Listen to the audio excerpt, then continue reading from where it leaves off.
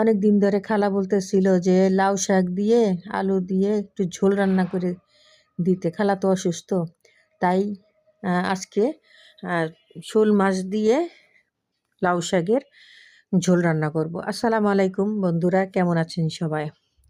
এই তো আমি কিন্তু লাউ শাক দিয়ে মাছের ঝোলটা রান্না বসাই দিছি। মাছটাকে কষাইয়া তুলে রাখছি। এর ভিতরে ওই মশলার ভিতরেই আবার আলুটাকে কষাই নিলাম। এখন দিয়ে দিব শাকের ডোকাগুলি। এই ডোকাগুলি কিন্তু আমি ফেলি নাই, ভালো করে বেছে কেটে পরিষ্কার করে রেখেছি। এখন এই ডোকাগুলি দিয়ে কিছুক্ষণ কষাই নিব। তো এখন আবার ঢেকে কিছুক্ষণ কষাবো। এই তো আমার কষানোটা হয়ে গেছে। এখন এর মধ্যে আমি দিয়ে দিব লাউ শাকগুলি। তো এই তো আমার লাউ শাকগুলি দিয়ে আমি কিছুক্ষণ নাড়াচাড়া দিব।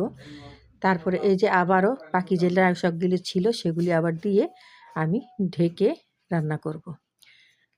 তো এই তো আমার লাউ শাকটা আবার আমি কিছুক্ষণ নাড়াচাড়া দিয়ে আমি সামান্য পানি দিয়ে দিব, যেহেতু একটু ঝোল রান্না করব।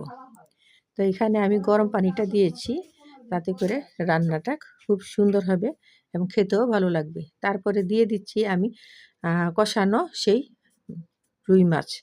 রুই মাছটা দিয়ে কিছুক্ষণ ঢেকে রান্না করেছি। তারপরে দিয়ে দিব এখন ধনেপাতা।